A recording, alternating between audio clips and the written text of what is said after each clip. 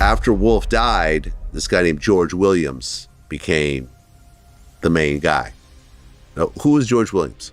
George Williams was a mob pyro, and the guy was a hitman. He was the real deal. But you can say that about a lot of these mob pyro guys, you know what I mean? But you want to know about Georgie? His name came up in a lot of Vincent, you got Heron, you got Hen Dog, you got Chin. I can just name them. I guess it was 10 or 11 people? Yeah. 11 Pyrus. Pyrus. Associating with death row. Yeah. Now what happened was, all the doing, now he working the homie over here, talking to the homie over here. And he telling him, oh, that said you was working us against each other. Yeah. For us to fall apart, and then this was his way of trying to get rid of this persona, the gang. Suge Knight had a knack for stirring up trouble, but let's be real, it wasn't all him. A big chunk of the drama came from the crowd he rolled with, especially the Mob Pyrus, a crew known for being just as notorious as their boss. Suge we had to be aggressive. Everywhere and everything we did, we had to be aggressive. We on his neck. And okay, so he had the Mob Pyru dudes as muscle, but then he had Reggie and the police to kind of control that muscle in a way. And exactly. Among them was George G. Williams, a name that might ring a bell if you're familiar with the chaos that surrounded Death Row Records. Back in the day, George wasn't just part of the crew. He was Suge's right-hand man, the go-to bodyguard who handled all the gritty stuff. After Wolf died, this guy named George Williams became the main guy. Now, who was George Williams? George Williams was a mob pyro, and the guy was a hit. But like a lot of things in Suge's world, their partnership eventually went up in flames. Suge, being Suge, had a habit of turning his own people against each other. And what happened was, all the doing, now he working the homie over here, talking to the homie over here. And he telling him, oh, that said you was we start working us against each other. Yeah. For us to fall apart, and then this was his way of trying to get rid of this persona, the gang. And when he tried that game with George, things went south fast. It all came to a head when Suge decided to fire George. But of course it wasn't just a clean break. Suge took it further, rallying his crew to turn on George. The tension exploded, and in the chaos, George ended up shot in the backside, a low point for sure. But it wasn't the end of his story. See, George wasn't the type to let something like that slide. With a rep as a deadly enforcer, he wasn't about to roll over. Instead, he cut ties with the Mob Pyrus, ditched Suge, and aligned himself with the Fruit Pyrus, Suge's enemies. What followed was a one-man mission to take down Death Row's inner circle piece by piece. From Poochie to Buntry to Heron, it was endless. You got Vincent, you got Heron, you got Hen Dog, you got Chin. I can just name them. I guess it was 10 or 11 people? Yeah. But it started to get really bad. Among themselves, fighting over positionings and checks and jealousy and trying to take a car back and minute petty. Well, I think something like 10 Bloods got. See, that's why I say it was over a period. Everybody thinks like happened like a street war. This is over a period of from 96, 97 to about when Poochie got 2006, 2005, something like over that. 10 years. Yeah, so over a period of time. So how did things spiral so far out of control? Let's rewind and unpack it all. George Williams, better known as G or Ponytail, was born in 1965 and grew up in Compton as part of the Lueders Park Pyru gang, one of the founding sets of Pyru gangs. Back in the early 70s, when George was just a kid, Compton was changing fast. Crip sets were popping up, claiming neighborhoods left and right. By 1972, some local teens formed the Pyrus to stand their ground and fight back against the Crips. By the late 70s, Compton's crime rate had exploded. George, a bright teenager doing well in school, eventually got pulled into the chaos of his surroundings. Over time, he became a full-fledged gang member, known for his ruthlessness, and his name struck fear in the streets of Compton by the late 80s. Meanwhile, Suge Knight, who grew up on the north side of Wilmington, wasn't a gang member in his youth, but had strong ties to Lueders Park Piru. When Suge's label, Death Row Records, took off, it became a hub for West Coast talent. But beneath the surface, it was also a dangerous place, with Suge creating a family-like environment backed by intimidation and violence. Around 1993, Suge started building a crew of enforcers, pulling in heavy hitters from the Lueders Park and Mob Piru sets. That's when George joined Suge's hit squad, followed by Poochie. Suge invested heavily in the group, spending hundreds of thousands on guns and drugs, which only fueled their operations. Can-Am Studios in Tarzana became the label's HQ, heavily guarded and notorious for the violence that happened there. George was a constant presence, known as the most dangerous of Suge's enforcers. But things changed when Suge started favoring Poochie, as Poochie became Suge's right-hand man. Receiving houses and expensive perks for his work, George felt pushed aside. Tensions rose, and eventually, Suge accused George of stealing money. This led to a heated fallout, with Suge firing George and demanding the return of all the gifts and cars he'd given him over the years. Mob guys that had got disassociated from Death Row. Some shootings went down behind. It always generally behind money, paychecks or cars or something like that, that a lot of the beef happened. A lot of it came from some guys from Fruitown that had some issues with some things that was allegedly done by guys from the mob. That betrayal set the stage for even more drama to come. Word flying around then was that George was framed and set up to take the fall. But regardless of the truth, he wasn't giving back a single thing Suge had gifted him. George felt he'd earned it all after years of doing Suge's dirty work. Suge wasn't having it and got angrier when George flat out refused to return the car. Rumors swirled that Suge, despite his tough image, was actually scared of George and figured the only solution was to take him out. Allegedly, Suge put a hit on George. His goons lured him to a secret spot where they beat and tortured him. Heron, one of Suge's enforcers, even shot George in the backside. They were ready to finish him off, but George managed to escape, somehow surviving what should have been a death sentence. But George wasn't the forgiving type. After laying low for a bit, he started plotting his revenge. He rallied members from Lueders Park and Fruitown Piru to go after Suge's crew, with Heron at the top of his hit list. Heron, known as Goldie, or Smokey Robinson's son, had a reputation as a wild and dangerous man. He'd been deep in the game since the 80s, with a history of robberies, drug dealing, and violence. And by the time he linked up with Suge, he was known for taking care of problems with brutal efficiency. I work. I pay taxes too. You know what I'm saying? That's right. And this is what Suge taught me. Yeah. I ain't never had a job before in my life until I started working for Suge. On June 1st, 1997, during a death row picnic, Heron left after getting paged. At a red light, George's crew ambushed him.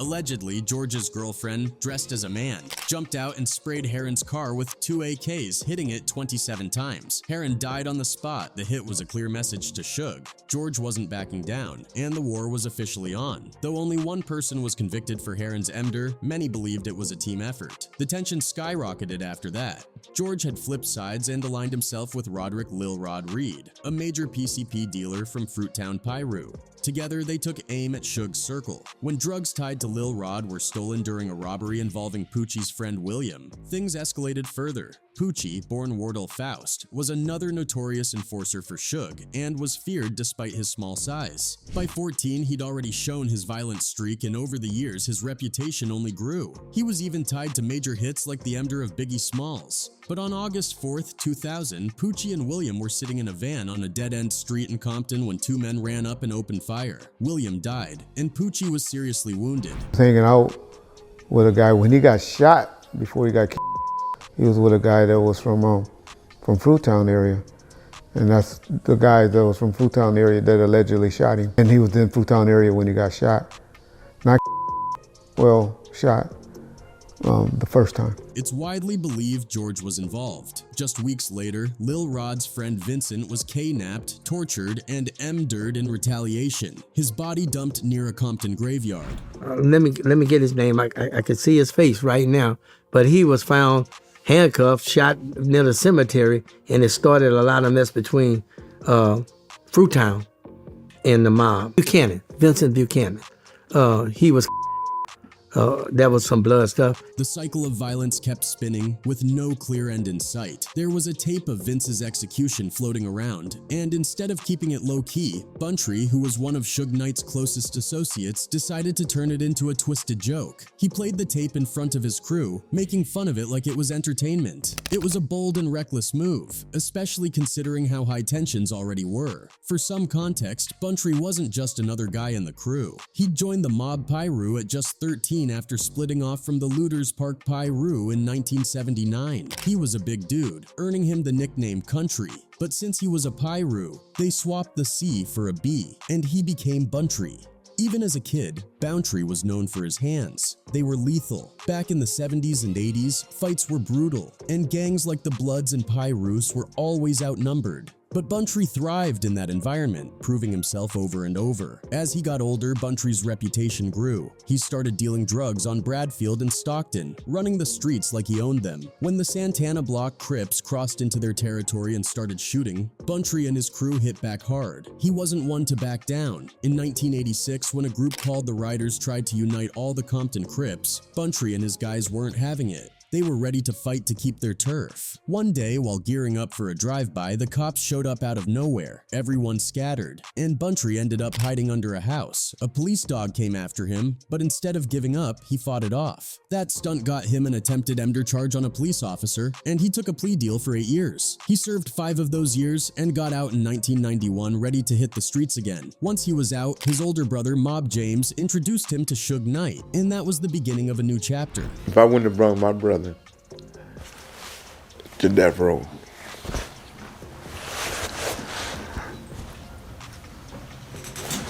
I wouldn't have put him in this situation. Suge brought Buntry into Death Row Records, where he quickly became one of Suge's top enforcers. His loyalty to Suge was unmatched, and he didn't hesitate to handle the dirty work. Whether it was intimidating rivals, collecting debts, or taking care of problems, Buntry was the guy Suge turned to. When Suge's favorite enforcer, Big Jake, was offed in 1995, Buntry stepped in to fill the role. He became Suge's right-hand man, and his violent reputation only grew. I actually knew Buntry.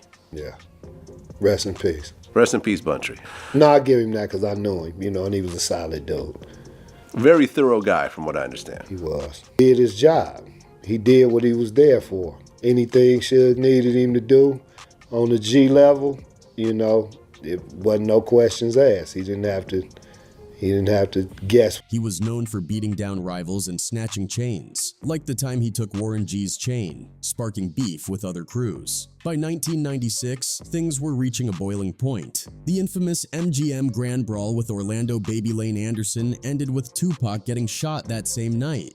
Buntry was reportedly involved in the chaos, chasing after Anderson's Cadillac and shooting at it. After that, tensions kept escalating. Suge continued to rely on Buntry to handle his business, from breaking into apartments to securing firearms. But not everyone in Death Row's circle was a fan of Buntry. Jealousy was brewing, especially with George G. Williams. George wasn't just sitting back while Buntry made moves and mocked his associates. Rumors swirled that George was behind the death of Deddy, one of Buntry's close allies. Nearly a year after the infamous tape incident, Deddy was ambushed and shot to death in front of Buntry's house in a hail of bullets. A few months later, on April 3, 2002, Buntry pulled into a gas station to fill up his car. It seemed like any other day, but as he was about to start pumping gas, 2 men approached him. Without much warning, they pulled out pistols and opened fire. Buntry was hit 4 times, and just like that, he was gone. And that's when she asked me, do you know who driving this truck? And I said, Buntry, and I described him.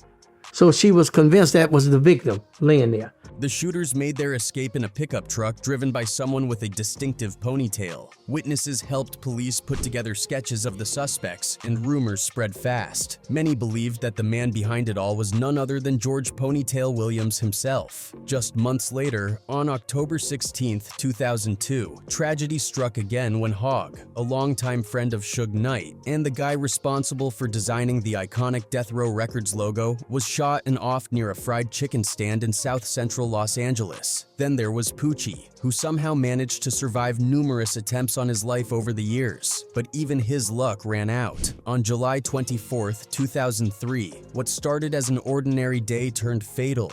While riding his motorcycle through Compton, Poochie was ambushed and gunned down in a storm of bullets. His violent end felt almost like an eerie reflection of the life he had lived, a legacy steeped in chaos and bloodshed, leaving him cemented as one of Compton's most infamous figures. Fast forward to 2005, and George and Lil Rod found themselves in deep trouble. Both were convicted for running a massive operation to manufacture and distribute PCP, along with conspiracy charges. The whole thing came crashing down in 2003 when drug agents raided their operation and uncovered just how far-reaching their network was. They seized a staggering 175 kilograms of PCP, 50 weapons, and $175K in cash. It turned out George and Lil Rod had been flooding the streets of South Central LA and Compton with the drug. The investigation, which lasted 18 months, revealed 2 major PCP labs hidden in the high desert towns of Adelanto and Palmdale. Agents even found a rolling PCP lab in a cargo van, one of the largest ever discovered.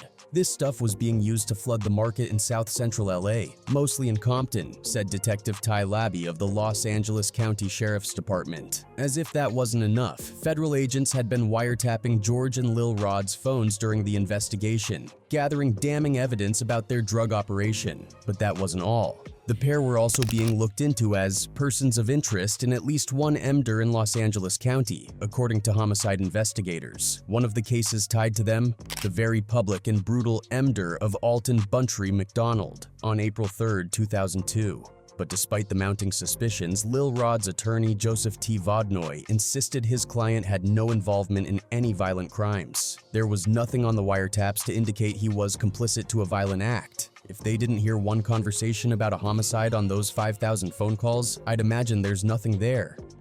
Even so, the shadow of suspicion lingered, and with George's name already tied to so many violent incidents, it's no wonder people believed he had a hand in Buntry's death and more. It seemed like no matter where George went or what he did, chaos and violence were never far behind. In the drug case, law enforcement authorities described Reed, 36, as the supervisor of the PCP manufacturing and the man who set the street price, and said Williams was a top-level confidant of Reed's. In U.S. District Court in Riverside, Reed was convicted of manufacturing PCP, aiding and abetting the distribution of PCP, attempted manufacturing of PCP, and conspiracy to possess unregistered firearm silencers. Williams was found guilty of conspiring to manufacture and distribute PCP. Also convicted that same day was Richard Johnson of Compton, who was arrested while driving the van used as a drug lab. They utilized the Inland Empire for its remote, hard-to-detect areas, which were ideal for manufacturing PCP and dumping its sludge, Laba said. Assistant U.S. Attorney Christopher M. Brunwyn said the defendants were transporting an enormous amount of drugs. It was a very involved operation. Among the 26 charged in connection with the PCP ring, 23 have been convicted or pleaded guilty to crimes. Law enforcement authorities told The Times in 2003 that Reed, a member of the Fruittown Piru Bloods, and Williams were suspects in the killings of several associates of Knight, whose label launched the careers of Dr. Dre, Snoop Dogg, and Tupac Shakur and spawned the gangsta rap phenomenon. Since 1997, 8 associates of Knight's have been slain, and investigators said they believed there was a hit on Knight himself. In 2021, news broke that George William had been released and living a low-key life. In an interview with Vlad, Buntry's brother claimed that there was no revenge he could carry on George because he had left that life. And in fact, he mentioned that he saw how Suge was pitting everyone against one another and warned his brother to lay low, but he did not listen to him,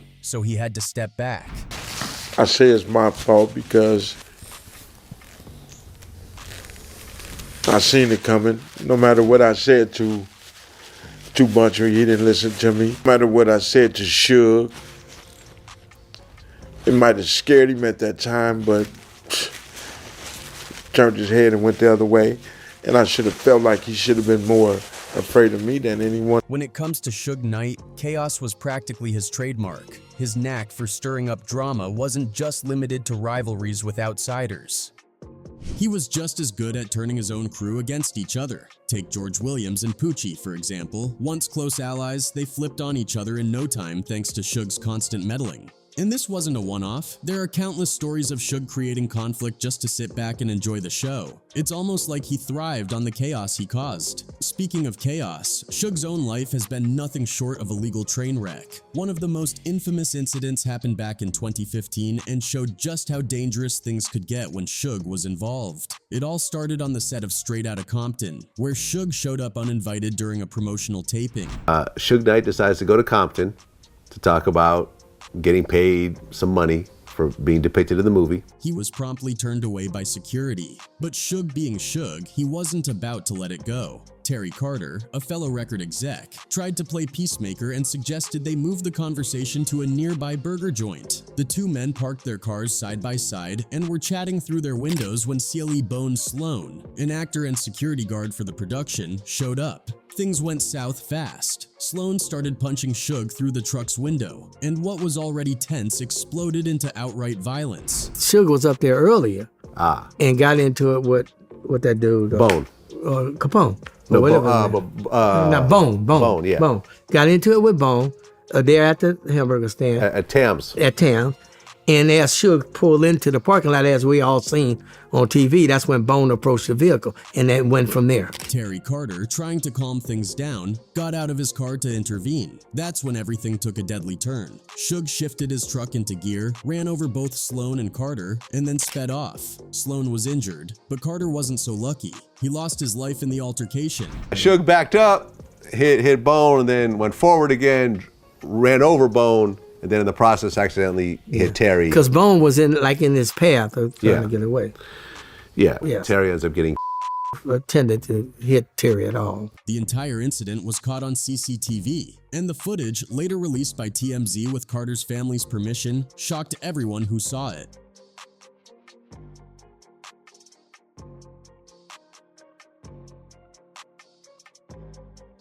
Suge's craving for chaos might have kept him in the public eye, but it left a mess in its wake. From turning friends into enemies to the heartbreak of moments like this, his story serves as a stark reminder of what happens when power goes unchecked. It's a cautionary tale about how chasing control without boundaries can lead to destruction, not just for others, but for yourself too.